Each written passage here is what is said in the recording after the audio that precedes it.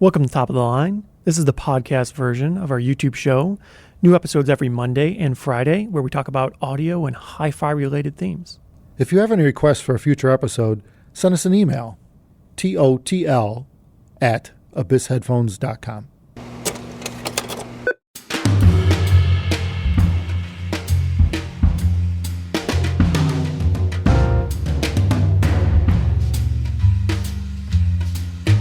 So today we have a gentleman by the name of Noah who looks like emailed us and said, "Hello, Abyss Headphones." Hi.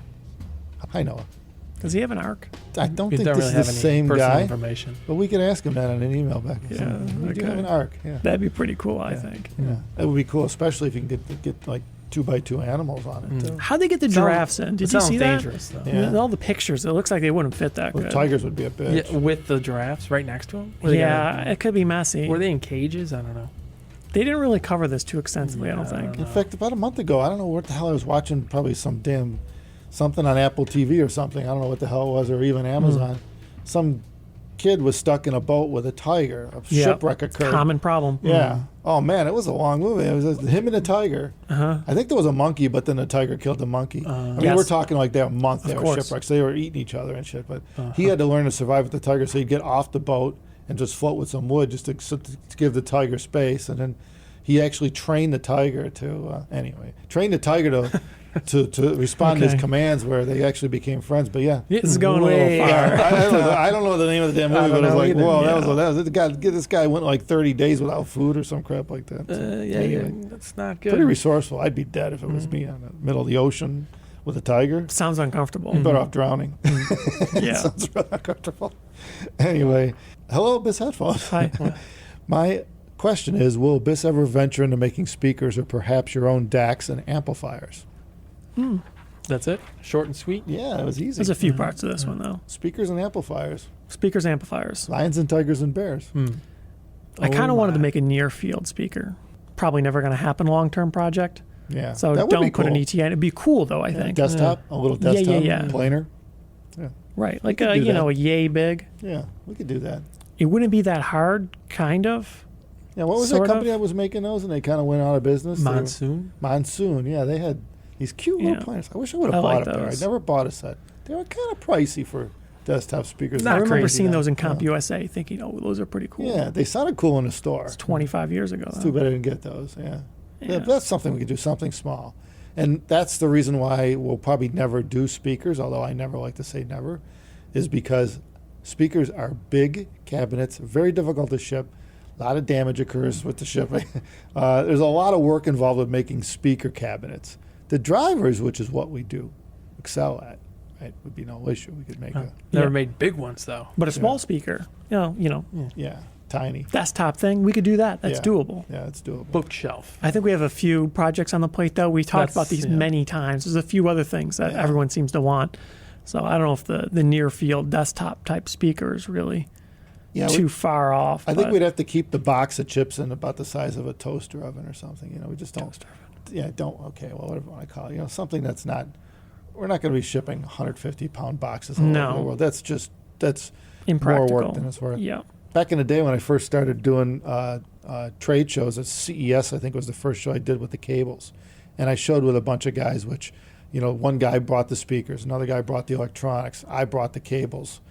And so you might have three companies in a small room, and together it makes a system, forms a system. Right? And I'd come in there. I'd come in with my Samsonite. I had a Samsonite case. It was all plastic, you know, and all the cables were stuffed in a Samsonite. So I basically checked and carried them on board on the plane with me. Brought that. Didn't have to ship anything. I come into my Samsung, I wheel in a room, and these guys are all jealous because, the cable guy just walks in with a Samsung, he's good to go. You know how much it cost me to ship these speakers here, or how much the electronics guy, how much it cost me to ship the electronics here and then back. Yeah. You know, and I'm like, yeah, ha, ha. So they were jealous of me because I just had it here. I had a suitcase full of speaker cables, interconnects, and power cords, and I could actually, it was heavy, but I could still bring it with me and, and walk away with it too. So that's kind of way I've steered this company is like, more lightweight products, not big boxes. Well, what it seems like it shows is always the worst. The guy having the worst time is the guy with the racks. This Yeah. rack assembly, they're always there having problems. And what to do with it Yeah, afterward. right. I don't want to take this thing Yeah, apart. right. Disassembling it with the hardware is even worse. Mhm. Yeah. Actually, they usually try to find local dealers or somebody to buy it. Yeah, Take it. A local guy. Would you like to purchase this? Because it's just so much Already easier. assembled. Throw it in the back of a van than it Yeah. is. Yeah. So. The electronics, though, there is, I think there's a bit of a reason behind that one. Yeah. Now, most people will be unaware, but we kind of sort of worked with a few manufacturers to help them design electronics that work better with our headphones. And that's already been happening for several years now. Well, we weren't part of the design process. We were part of the subjective side of it. Right. We told them what we were looking for, and then their designers compensated or changed up what they were doing. Yeah. So we do that. More of a consulting role. Huh? Yeah. Right. Like, what do you think's good and bad about this type thing? Yeah, Not our a- expertise certainly isn't in designing amplifiers or DACs No. or really electronics at all. So No. we wouldn't be well catered to that. But Although we know a thing or two, at least I do from experience, about what in electronics works and what doesn't. Because I've seen a lot of things that don't work. I've seen a lot of guys with ideas go, look at this circuit or look at this, or, let's run this hot or let's run this cold. And there are things that in general that do and don't work that the typical engineer doesn't think of until you're in audio and you're listening to the stuff rather than just designing it on paper and going, well, this will work, with this frequency response and this gain. But then when you listen to it, it sounds like shit. And so, there's nuances involved when you get into the right. higher end of things, which is kind of what we concentrate on, is particular things in line with the AC, what to avoid, simple things like that. Maybe a couple additions that I've seen work and don't work with amps and stuff. But But not like a fresh sheet of paper, whole new design. From the yeah, ground that's up, not what kinda- we do. Yeah, Probably no. not. Yeah. That is a rabbit hole I'd like to go down, Yeah. but that seems to be extraordinarily time consuming. Yeah, So the headphone thing would kind of have to be on a back burner. So yeah, I think for the time being, we let someone else do it right. and we follow the consulting role should the need arise. However, we provide the headphones, right, and the cabling for these guys that do it, Yeah. so that they can hear what their electronics sound like, at least in our eyes. And some of the manufacturers are really appreciating the 1266 for that. I mean, really, and the engineering team too, who is not accustomed to hearing their own work. Now, you don't need a big room. You could take your work home with you too, right? You don't need a big room with Yeah. big speakers and a subwoofer, and when you leave work, that room's gone. Here you can actually do some study. You can study at home, homework, so to speak, especially from an engineering side, if you're not familiar with listening to what your changes do to this level. There's a lot to learn if you haven't gone there yet. Yeah, then you can let them go down that rabbit hole. Yeah, exactly. Yeah, have at it.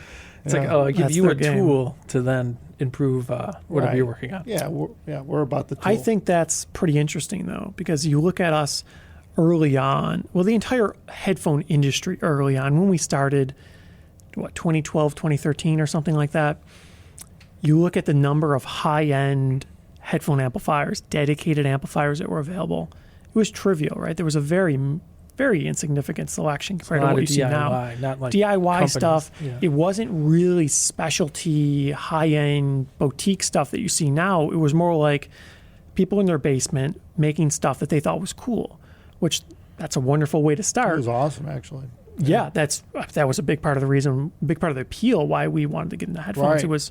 It was so refreshing to see people Yeah, so totally. excited and enthusiastic. Yeah, But that doesn't really make the same way you see it today. The absurdly interesting, unique designs where people spend their lifetime dedicated to making a cool thing and throwing funding and effort into it. Because now you see people that they spend a huge amount of time, effort, and money to be able to design what they think is the best of the best. And there's a handful of people doing this. So you get a combined several lifetimes of experience in some of the very high-end headphone amplifier and even DAC designs now. And to some extent, companies like us help spark that because we were also pushing the boundaries of what was possible in a headphone, and we were pushing the price point in the high end up, which made it made a clientele that was interested and willing to pay more, which I don't think is bad for the industry at all. I think that's really healthy. No, because I think in part it's part of the motivation that these do-it-yourselfers or small guys had to actually make something stellar Right. and be able to sell it. Because Yeah. without a market, it's only for yourself. You're doing it for yourself. Nobody's going to buy Right. it. Yeah. So the market had to exist, right? So by creating the market and creating the demand for high-end amplification and so on in headphones, it's allowing many more people to create companies that wouldn't have existed in the past. Well, and there's another thing that happened too, is that now that it's a more mature market, like big players in like normal 2-channel audio are coming and making dedicated headphone stuff now. Then they bring all their experience from, Right. many years of amp design and DAC design into somewhere where they never thought they would probably go is in dedicated headphone gear. Yeah, they have their bag of tricks that are Yep. just phenomenal with 2-channel, and most of them do apply to headphones. I mean, there's some variables, changes you make, but that's okay. They know how to do that because they got their black book and their black magic to go along with it. So it's easy enough to tweak around, the demands of a smaller load, such as a headphone, and the lower power settings of it, and so on, the needs of it. But Well, and it's a lot easier to get all the flagship headphones together and try them on your equipment than getting all the speakers, trying Yeah, on all totally. different stuff. yeah, Keep switching them back and forth, so I I guess think you could see a bit of this in our if you had an unlimited budget, what headphone amplifier or gear would you make video? I forgot what the title was called. Yeah. But like the dream setup video, right? If you take a handful of skilled, talented engineers or designers of any kind, and you tell them you have a comparatively unlimited budget to make the most wild, crazy thing you could imagine, most of them are going to be very excited by that prospect, right? Oh, no Most doubt. people would be thrilled to make a $50,000 headphone amplifier if it actually had some sort of financial reason to exist. Like if it wasn't just going to be a place for them to dump money, if they actually could make it almost vaguely profitable, they would love to design well, that. and the reason for that is because people actually have to make a living. I mean, you need income to survive. To do this stuff without having a pot of gold at the end of the, Of course. so to speak. I mean, you're There's a point That's there. a tough life there. Really Usually tough. things are the opposite of the way that the people perceive. The high-end stuff makes oftentimes dramatically less money than the low-end stuff. Yeah, right. Right. So if you're There's no selling, volume. if you have a $50,000 headphone amplifier, you hope and pray that you could ever see a return on your investment. sell 5 a year, most it'd be a people lot. don't. Like most of the time, you're going to sell 2 or 1. Yeah, right. So if you're spending 5 years putting all your effort into this amplifier and you're making it the most amazing thing ever, everything's boutique, perfect, dialed in, exactly right. Most of the time, you don't make money, or if you do, it's only because of the trickle-down effect that this publicity from having this high-end thing got you, and now people are buying your low-end stuff that actually makes you money. Well, look at it this way. Let's say you spend a few thousand hours actually doing this, which Right. is about what it would probably take, Could be if not crazy, more. but, yeah. Right, and now you divide that into 2 or 3 pieces a year. Right. So how much per hour did How you much get do you paid really to make? do? Yeah. So the reality of it is, it's There's a You lot know. of that in like the early automotive space where people like making just the highest end crazy cars they can yeah. in like the teens and the 20s and stuff, and all these companies don't exist anymore because they'd make like 2 and go bankrupt. Nobody would buy them, and then that was Yeah. it. It's like a passion project. Yeah. Yeah, you do. If you're in business long enough, you kind of learn that there's needs. You don't go down that path because it's just and we've spent a lot of money on R&D, more than for the size of our company, a lot of time. We really have. But as we grow now that we've got all that in our heads, that we have that history, we have the experience. So things happen quicker nowadays than it used to, which is that kind of in itself is something for a new company to look forward to. That if you do invest the time, It's like your base 10, knowledge. 15 years of it, if it's necessary, right? Yeah, you will grow to it. And now, of course, that's assuming you survive long enough to be able to bear the fruit of that, because you actually do have to make at some point some money. You have to pay yourself. That's the reality. And that's right? where most companies go. Most companies fail. I don't know what the number is, but most new startups, I think it's a very high percentage. It's probably in the 90% range. Never make it. Yeah, So within like 5 the years or first something. year, even the first year. Yeah. It's pretty hard Yeah. a lot of times. So you gotta always consider that. You gotta taper your passion for something Right. against your needs to eat. Yeah, unfortunately, it's very, very difficult to just barrel money into something and Yeah. live on a hope and prayer that you're actually going to see anything back. So I think, in a way, what we were getting at here was Yeah, right. the sheer fact that we made this headphone that was high end, that was arguably one of the best sounding headphones in the world, and it was at a higher price point, that kind of sort of made a market for gear that didn't exist before. So in a way, we made that market to some extent, along with other headphone manufacturers in that high end space. To the surprise of many people. Yeah. Well, I guess ourselves included. Yeah, right. So Yeah, that's true. We didn't know kinda where that was did- going to go. Yeah, no. Yeah. Yeah, nobody knew, right? No. But we kind of did make the stuff, sort of, Yeah. kind of, Yeah. in a small way. Yeah. But in the end, so to answer the question, would we make electronics? Yeah, maybe one day in conjunction with another company. You know, we could certainly machine the chassis. We could do the mechanical side of it.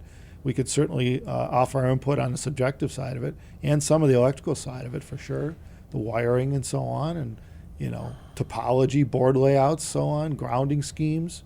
So we got a lot to offer, but yeah. But in You the always end, got to play to your strengths. yeah, you never know. We might do it. Why not? Why not? But we got some stuff that we need to do first. Yeah, we got our own stuff. That's the problem. We don't have enough models of headphones. We're still running on 3, Well, Yeah. 2.5. 2.5. So I think that takes a priority because that we have a clear vision on. We just have to implement it. So on that note, thank you everybody as always for watching us. And don't forget that we do have a store that sells like t-shirts and pillows. And now that it's getting to be warm out in a lot of parts of the world, go to abyssstore.com and check out the Abyss stuff, the shirts and stuff. The t-shirts are kind of nice. Yeah. And you get a little pillow with a little fun smiley guy to throw on your couch. Yeah. I do need I one think of it's those, actually. exciting. Yeah, those are nice actually. Yeah. Abyssstore.com.